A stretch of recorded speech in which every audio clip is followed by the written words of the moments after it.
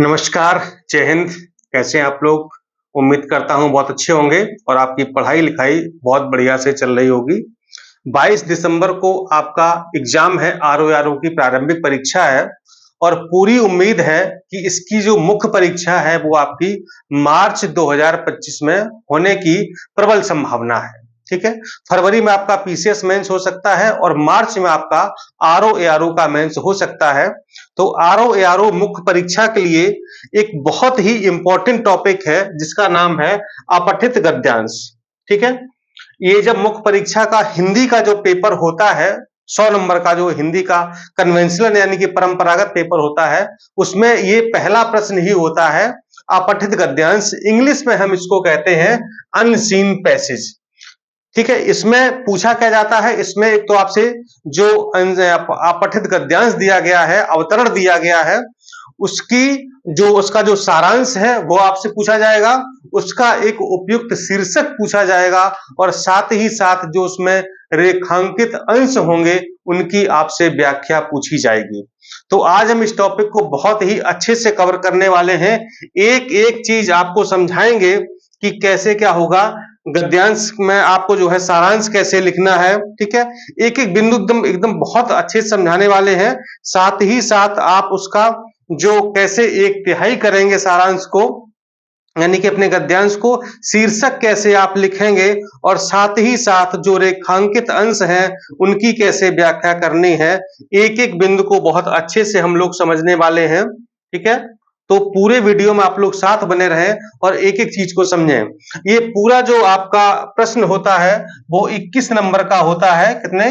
21 marks का होता है, जिसमें आपसे जो सारांश है वो 6 नंबर का पूछा जाता है, शीर्षक है वो 3 नंबर का पूछा जाता है और जो रेखांकित अंश है वो 12 नंबर के आते हैं। अगर 3 रेखांकित अंश हैं तो प्रत्येक रेखांकित अंश 4-4 नंबर का होता है और अगर 4 रेखांकित अंश हैं तो प्रत्येक रेखांकित अंश 3-3 नंबर का होता है। एक-एक चीज आपको बहुत ही ढंग से समझाएंगे कि ये 21 नंबर आपके लिए कितने महत्वपूर्ण है, कितना मायने रखते हैं आपके सिलेक्शन के लिए और इन 21 नंबर में से आप अधिकतम नंबर कैसे प्राप्त कर सकें, ठीक है? तो चलिए हम लोग स्टार्ट करते हैं आज का सेशन और पढ़ते हैं, चीजों को समझते हैं बहुत विस्तार से और ऐसा आपको समझाएंगे अपठित गद्यांश कि जीवन में आप कभी भूलेंगे नहीं।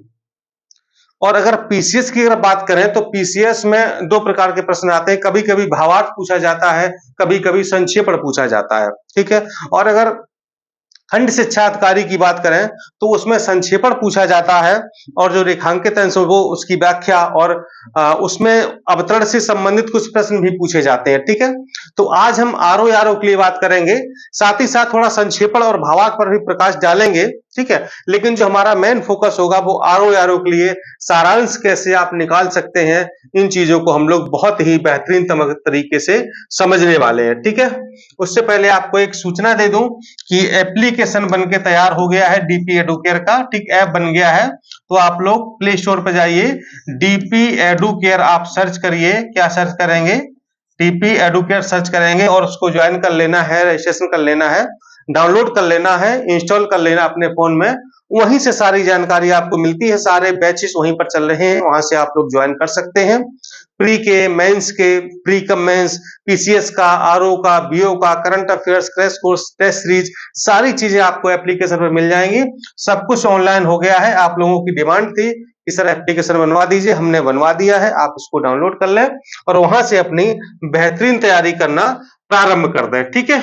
चलिए, तो सबसे पहले हम लोग एक चीज समझते हैं और वो चीज ये है कि अपठित गद्यांश, ठीक है?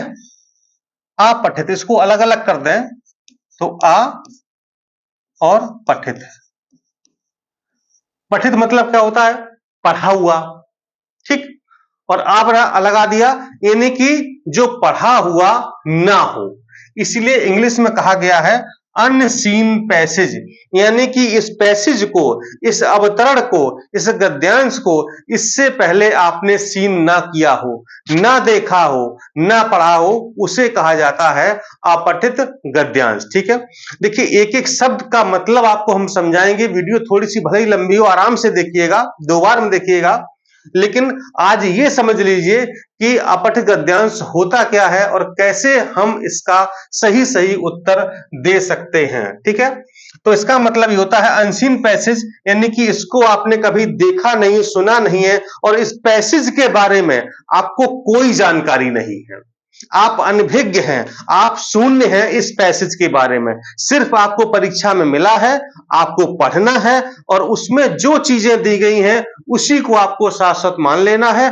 अपने ज्ञान का, अपने विवेक का आपको इस्तेमाल बिल्कुल भी नहीं करना है। ठीक, चलिए आगे बढ़ते हैं। अब इसको हम कैसे समझें? तो पहला बिंदु कह रहा है कि गद्यांश को कई बार पढ़ें। अब कई बार मतलब कितने बार पढ़ें? यानी कि जब तक समझ में ना आ जाए। कई बार का मतलब यह है कि जब तक जो गद्यांश 8 लाइन, 10 लाइन या 15 लाइन का दिया गया है, वो जब तक आपको पूरी तरह से समझ में ना आ जाए कि ये गद्यांश कहना क्या चाहता है, इसका भाव क्या है, इसका मीनिंग क्या है, और इसकी मतलब जो मूल भावना है वो क्या है, जब तक ये बात आपको समझ में ना आ जाए तब तक गद्यांश को आप पढ़ते रहें। और ये आप कम से कम 3 बार पढ़ लेंगे। हो सकता है आपको दूसरे बार में पहले बार में तो देखो क्लियर नहीं होगा, आप कितने भी ज्ञानी हो, आप ये समझ लीजिए कि हम एक बार पढ़ के गद्यांश को समझ लेंगे तो ये मुश्किल है। ठीक, असंभव तो नहीं है, ठीक है, लेकिन मुश्किल काम है। ठीक, इसलिए कम से कम 2 से 3 बार इसको जरूर पढ़ें, और 3 भी कम नहीं है, ज्यादा भी पढ़ सकते हैं। अगर आपको चीजें स्पष्ट नहीं हो रही हैं, क्लियर नहीं हो रही हैं, तो आप 3 से अधिक बार भी पढ़ सकते हैं। कब तक?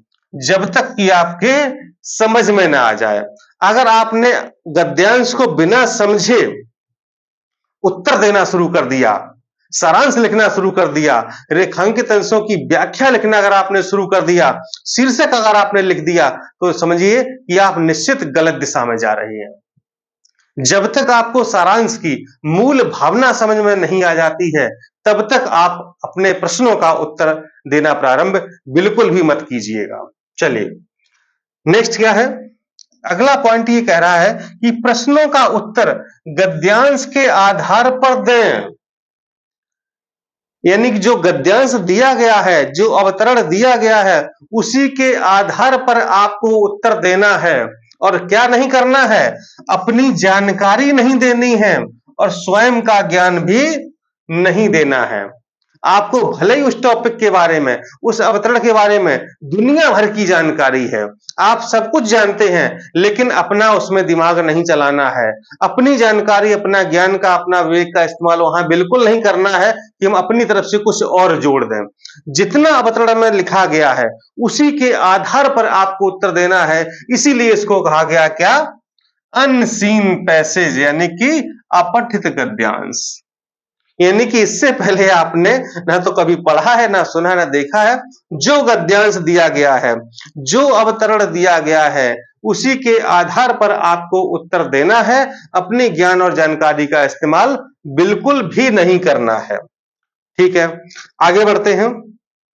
अगला पॉइंट ये कहता है कि गद्यांश में जो शब्द समझ में ना आए, गद्यांश है ना, मतलब वो उसमें कुछ ऐसे क्लिष्ट शब्द होंगे, हिंदी के वर्ड होते हैं, अलंकारिक भाषा होती है, मुहावरे वाली भाषा होती है, ठीक है, नहीं समझ में आती, कुछ शब्द ऐसे होते हैं, तो क्या करें?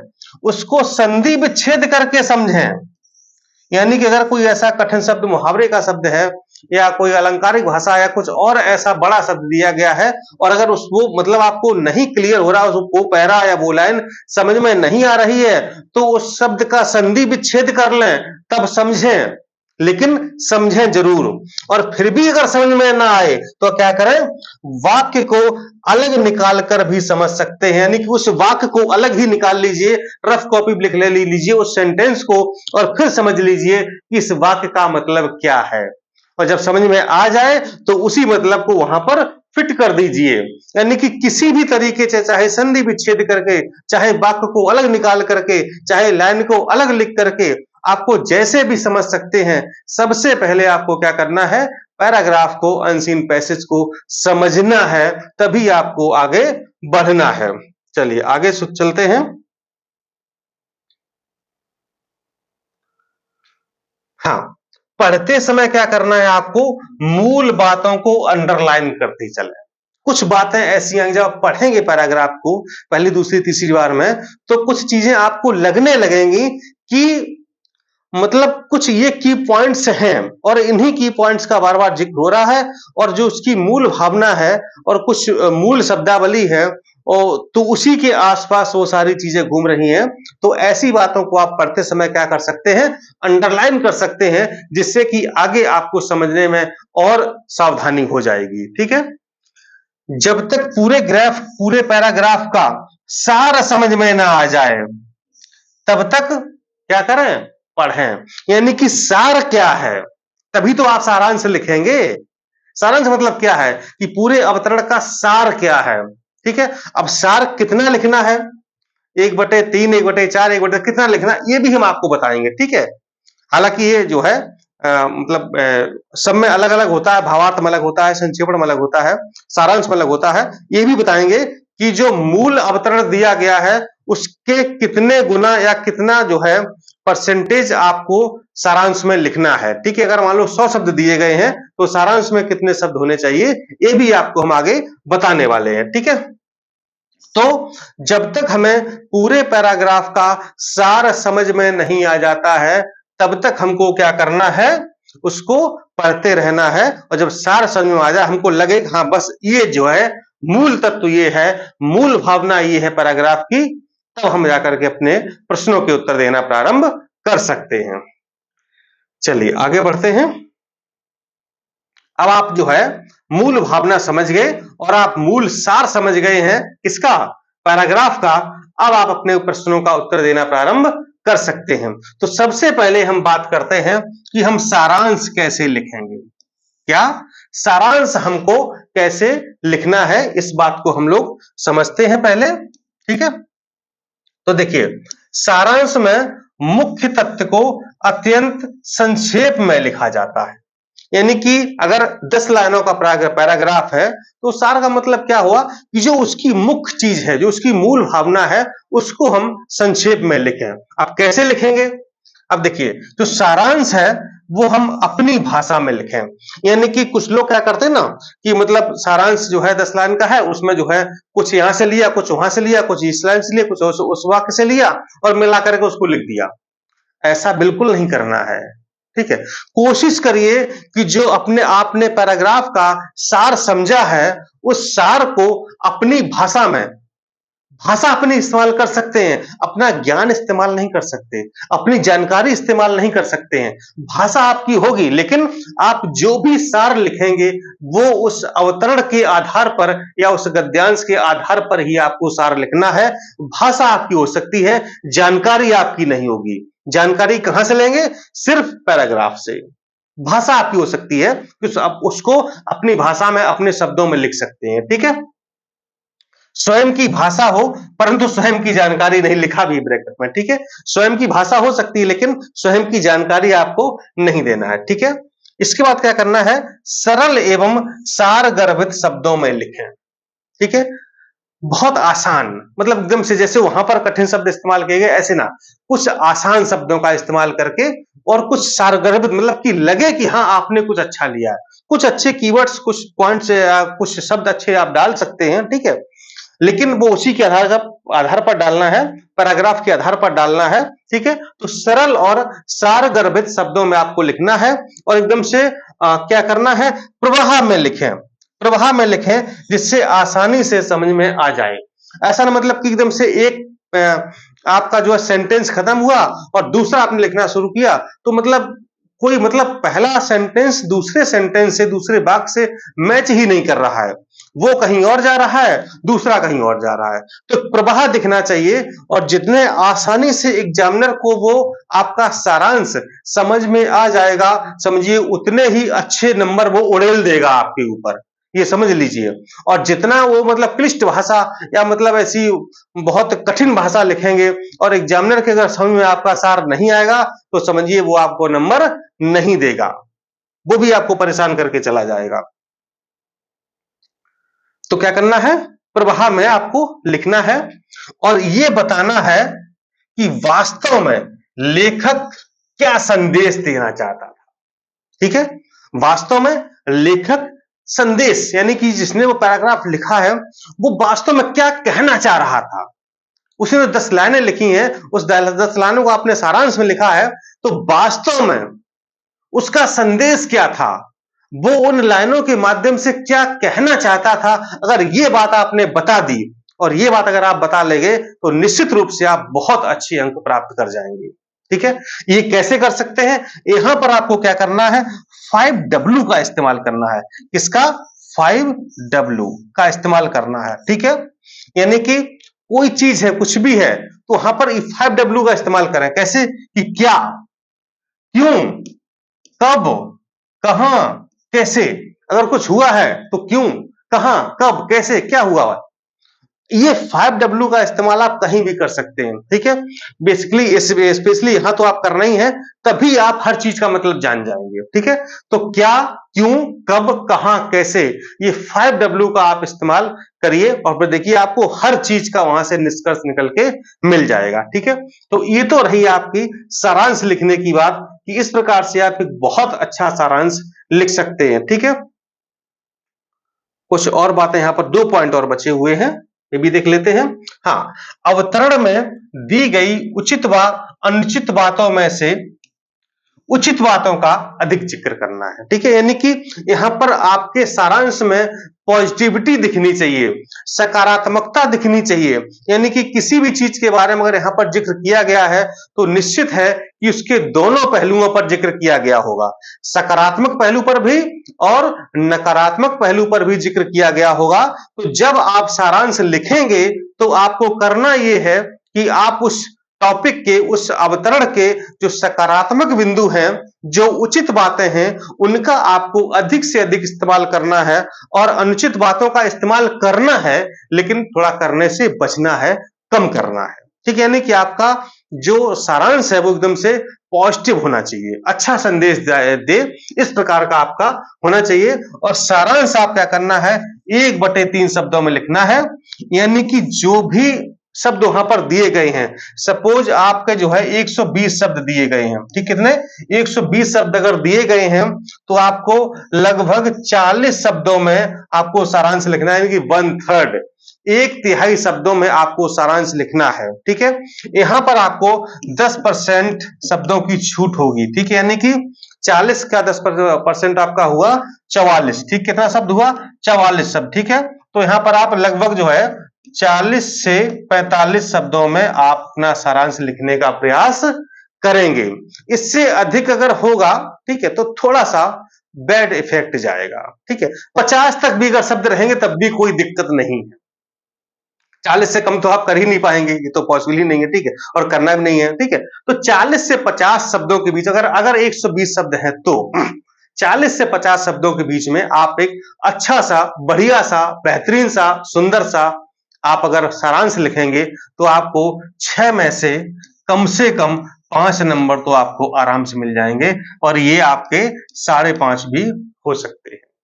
ठीक है, तो इतनी चीजें आपको सारांश को लिखते समय ध्यान रखना है। अब बात आती है कि जो अवतरण दिया गया है उसको हम 1/3 कैसे करेंगे।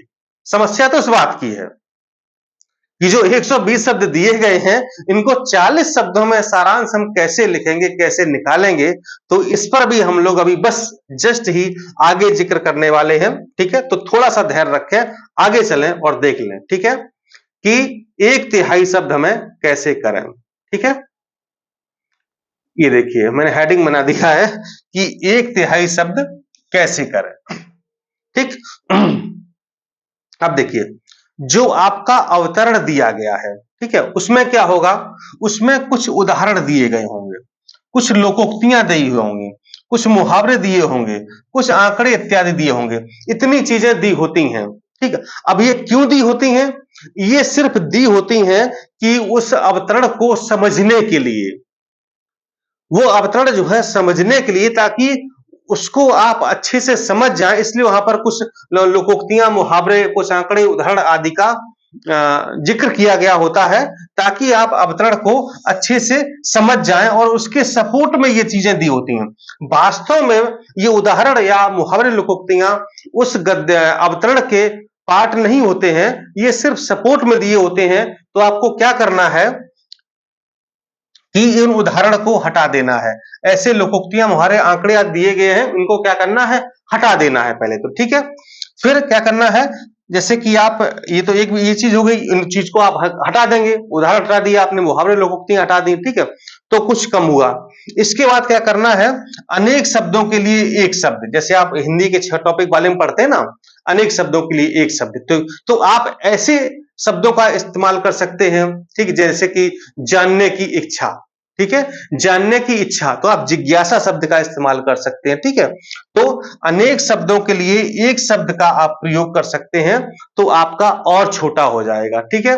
इसके बाद जो आप Hindi to English, English to Hindi जो पारिभाषिक शब्दावली पढ़ते हैं, आप उस पारिभाषिक शब्दावली का इस्तेमाल कर सकते हैं, तो आपका टॉपिक और छोटा हो जाएगा। और क्या कर सकते हैं, आप सूत्र वाक्य का इस्तेमाल कर सकते हैं, कुछ सूत्र वाक्यों का इस्तेमाल कर सकते हैं, ठीक है। बड़े वाक्य उनको छोटा वाक्य करके इस्तेमाल कर सकते हैं। तो इतनी चीजें यदि आप अप्लाई करते हैं, तो निश्चित रूप से आपका अवतरण छोटा हो जाएगा और सारांश लिखने में आपको बहुत ही आसानी होगी। तो ये ट्रिक भी आप इस्तेमाल कर सकते हैं अपने अवतरण को छोटा करने के लिए, ठीक है। चलिए आगे बढ़ते हैं हम लोग। अब बात आती है शीर्षक कैसे लिखें, ठीक है, और इसके बाद हम लोग बात करेंगे रेखांकित अंशों की व्याख्या कैसे लिखें, ठीक। चलिए अब देखिए, अवतरण में कोई मूल बिंदु आवश्यक होता है और संपूर्ण जो अवतरण है उसी मूल बिंदु या केंद्रीय बिंदु के आसपास घूमता रहता है और उसी को मानकर ये लिखा जाता है। अब वो मूल बिंदु अवतरण का या जो केंद्रीय बिंदु है वो क्या है, बस यही आपको समझना है।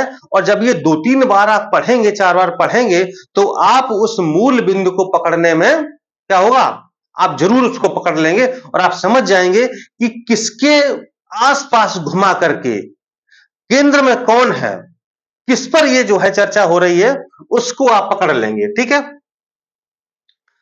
फिर क्या करना है, पढ़ते समय अवतरण में निहित आत्मा को खोजना चाहिए। उसमें क्या है, मतलब अवतरण की आत्मा क्या है, मतलब उसमें किस चीज का बार बार जिक्र हो रहा है। और अगर उस चीज को हम हटा दें, है ना, जैसे कि इंसान में आत्मा होती है, आत्मा निकाल लो, आदमी मर गया, डेड बॉडी हो गई, कुछ नहीं है, ठीक है। तो वो आत्मा ही तो खोजना है कि वो आत्मा है क्या। अब वो खोजेंगे कैसे, अब देखिए, ये शीर्षक सकारात्मक बिंदु को होना चाहिए, ये तो ठीक है। अब जो है हम देखते हैं कि उस आत्मा को हम कैसे खोज पाएंगे, ठीक। अब देखिए, जैसे जो शीर्षक लिखना है गद्यांश का, वो मूल विषय से संबंधित होना चाहिए। अब मूल विषय ये क्या है, इसको समझिएगा, ठीक है। जैसे हम एग्जांपल यहां पर एक कृषि का लेते हैं, मैंने लिख भी दिया है, उदाहरण लेते हैं कृषि का, ठीक है। और एक आगे भी एग्जांपल दिया हुआ, संक्षिप्त, सारगर्भित, आकर्षक, सार्थक होना चाहिए, कैसे। देखिए, जैसे मान लो कृषि है, मान लो ये आपका अवतरण जो है वो कृषि से संबंधित है, ठीक है। और कृषि में भी किसी पर्टिकुलर टॉपिक से संबंधित है। जैसे मान लो ये कृषि है, ये क्या है, ये आपका कृषि है, ठीक है। और अब कृषि में क्या है, कृषि में तो बहुत सारी चीजें आती हैं, बहुत सारी फसलें आती हैं, जैसे कि आपका मक्का आ गया, आपका बाजरा आ गया, आपका आलू आ गया, आपकी भिंडी आ गई, आपकी मिर्च आ गई, आपका गेहूं आ गया, बहुत सारी चीजें आ गई, ठीक है। अब यहां पर सपोज मान लो यहां बात हो रही थी मक्का की, यानी कि टॉपिक संबंधित था मक्का से, ठीक है। मक्का भी क्या है, कृषि में शामिल है, ठीक है। अब ये कृषि क्या, कृषि ये बहुत बड़ा टॉपिक है।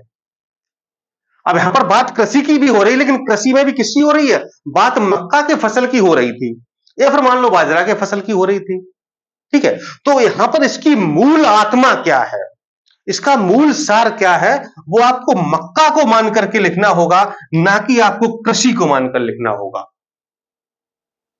क्योंकि कृषि में तो बहुत सारी चीजें हैं, लेकिन जो अवतरण लिखा गया है वो तो मक्का के इर्द गिर्द घूम रहा है, मक्का की फसल को लेकर के लिखा गया है कि वो कितनी उपज होती है, कितनी पैदावार होती है, कौन कौन सी कीटनाशक इस्तेमाल होते हैं, बीजों की रस में किस्में क्या है, कितना उसमें जिंक पड़ता है, कितना यूरिया पड़ता है, कितने पानी, ये चीज हो रही थी। अब आपने सोचा अरे तो कृषि की बात हो रही है, आपने धन्य से मारा और कृषि से संबंधित एक वो आपने शीर्षक लिख मारा। नहीं, आप गलत हो जाएंगे, आपने टॉपिक की आत्मा को समझा ही नहीं। यहां पर बात हो रही थी मक्का की खेती की, ठीक है, और आपने टॉपिक लिख दिया कृषि से संबंधित, शीर्षक लिख दिया कृषि से संबंधित। नहीं, ये टॉपिक इससे संबंधित होना चाहिए, किससे, मक्का से, यानी कि जो टॉपिक की मूल आत्मा है वो मक्का से संबंधित है, ना कि कृषि से। ये आपको ध्यान रखना है, ठीक है। दूसरे और एग्जाम्पल से समझ लेते हैं। यहां पर हम एक विराट कोहली का, हाल ही में आपने जो है देखा ही है, T20 मैच बढ़िया हुआ है ना। चलिए, तो उन्हीं का, विराट कोहली साहब का एग्जाम्पल दे देते हैं। यहां पर बात हो रही थी खेल की, मान लो टॉपिक संबंधित किससे संबंधित था, खेल से संबंधित था, ठीक है, और खेल में भी किससे संबंधित था, विराट कोहली से संबंधित था, ठीक है, किससे संबंधित था। अब देखिए, खेल क्या है, खेल एक बहुत बड़ा टॉपिक हो गया, ठीक है, एक बड़ा, जिसमें कई क्रिकेट भी है, बैडमिंटन भी है, हॉकी भी है ना, कबड्डी भी है, लॉन्ग जंप, हाई जंप, सब कुछ, भाला फेंक, सब चक्का, सब कुछ है, ठीक है। अब आपने सोचा खेल नहीं, चलो विराट कोहली से बात हो रही है, इसका मतलब यह है कि क्रिकेट से संबंधित जरूर बात हो रही होगी। आपने क्या, आपने मतलब दिमाग बैठा लिया कि विराट कोहली मतलब क्रिकेट की ही बात निश्चित रूप से जो है, ये जो है क्रिकेट से संबंधित ही होगा। लेकिन ऐसा भी हो सकता है कि विराट कोहली के कुछ व्यक्तिगत जीवन की यहां पर बात हो रही हो, ये भी तो हो सकता है ना। विराट कोहली के कुछ व्यक्ति, वो भले क्रिकेटर हैं, क्रिकेट खेलते हैं, लेकिन उनके हो सकता है ये टॉपिक है उनके व्यक्तिगत जीवन से संबंधित हो, कुछ पर्सनल लाइफ से संबंधित हो सकता है किसी एक विशेष मैच से संबंधित हो, कि उन्होंने फला मैच में, वनडे में या T20 में जो है इतना रन बनाया था, इतना स्कोर किया था, या उनको ये कोई मतलब मैच, वो मैन ऑफ द मैच या कुछ भी ट्रॉफी मिली थी, हो सकता है ना। लेकिन आपने मतलब जैसे विराट कोहली मतलब क्रिकेट, नहीं, आप गलत हो जाएंगे, ठीक है। इसीलिए कहते हैं कि टॉपिक को जब तक आप 3-4 बार नहीं पढ़ेंगे, आप उसकी मूल आत्मा को, मूल भावना को नहीं समझ पाएंगे। जितनी हम आसान भाषा में आपको समझा रहे हैं ना, शायद ही यूट्यूब पर इस तरह आपको कोई समझा पाएगा, ठीक है।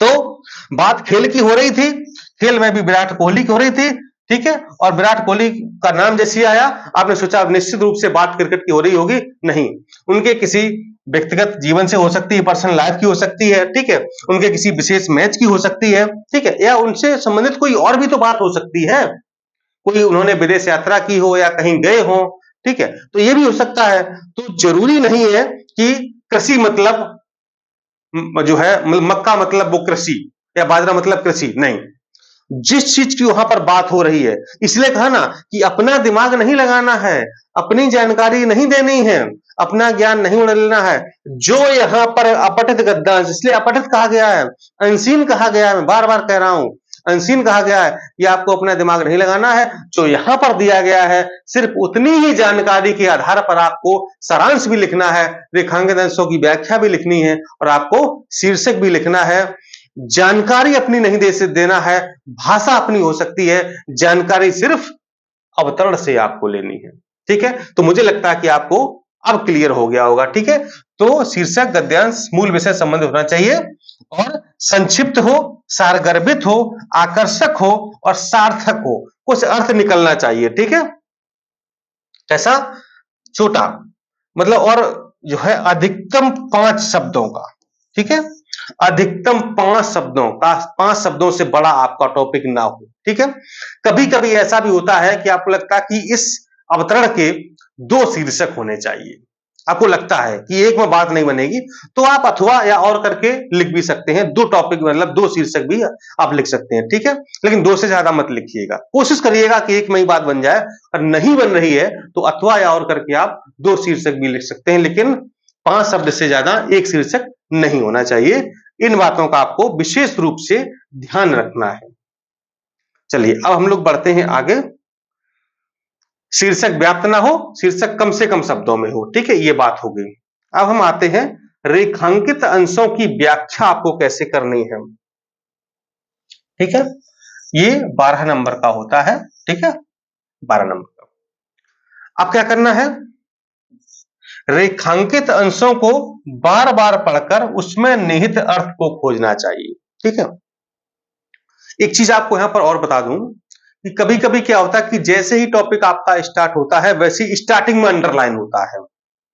कभी कभी ये होता है कि जैसे टॉपिक आपका एंड हो रहा है तो लास्ट वाले जो पैराग्राफ वो सॉरी सेंटेंस है उसको अंडरलाइन कर दिया जाता है। तो यहां पर बड़ी समस्या होती है। बीच में जैसे किसी को अंडरलाइन किया गया है तो आप उससे पहले का वाक्य और उसके बाद का वाक्य पढ़ करके आप थोड़ा सा अनुमान लगा लेते हैं, बात बन जाती है। लेकिन अगर ये अंडरलाइन आपका स्टार्टिंग में है या फिर अंत में है तो वहां पर थोड़ा सा समस्या होती है, ठीक है। क्योंकि हमें आगे पीछे कुछ आगे एक ही साइड मिलता है, दोनों साइड मिलता नहीं है, तो थोड़ा सा उसकी व्याख्या करने में असहजता होती है। हम वो भी आपको बताएंगे कि कैसे वो आप करेंगे, ठीक है। तो रेखांकित अंशों को बार बार पढ़कर उसमें जो भी निहित अर्थ है, मतलब जो अंडरलाइन किया गया है, समझिए निश्चित रूप से उसमें कुछ ना कुछ छुपा हुआ है, उसमें कुछ ना कुछ अर्थ छुपा हुआ है, उसमें कुछ ना कुछ विशेष मतलब है उस चीज का, इसीलिए उसको अंडरलाइन किया गया है, ठीक है। तो ये करना चाहिए। दूसरा आपको करना है, रेखांकित अंशों में अक्सर गूढ़ तत्व छुपे होते हैं जिन्हें खोजकर उनका अर्थ निकाल सकते हैं। मतलब मैंने कहा ना कि कुछ ना कुछ उस अंडरलाइन में जरूर गूढ़ कुछ ऐसा रहस्य जरूर छिपा है जो उसको अंडरलाइन किया गया है, बस उसी को आपको निकालना है। अगर वो आप समझ गए तो आप उसकी व्याख्या बड़े आराम से कर ले जाएंगे। हाँ, रेखांकित अंशों की ससंदर्भ व्याख्या करें। अब ये ससंदर्भ क्या है इसको भी समझ लेते हैं। हाँ, रेखांकित अंशों की ससंदर्भ व्याख्या करें, ठीक है। जैसे आपने लिखा, जैसे मान लो रेखांकित अंश ये है का, ठीक है, और यहां लिखा हुआ है जीवन का मूल डॉट डॉट डॉट डॉट आधार है, ठीक है। ये रेखांकित अंश है, यहां से जीवन का मूल और बीच में और चीजें थी और आधार है, इतना था आपका, ठीक है। ये आपने कहा लिखा। अब यहां पर लिखेंगे आप उत्तर, उत्तर, ठीक है। और क्या लिखेंगे, ऐसे लिखेंगे सा संदर्भ व्याख्या। यह आपकी छोटी सी हेडिंग रहेगी, सा संदर्भ व्याख्या, ठीक है। ये आपने हेडिंग बनाई, ये देखिए बनी हुई है सा संदर्भ व्याख्या, ठीक। आप सीधे लिखना प्रारंभ नहीं कर देंगे, ये एक प्रेजेंटेशन का तरीका होता है, ठीक, बेहतर तरीका है।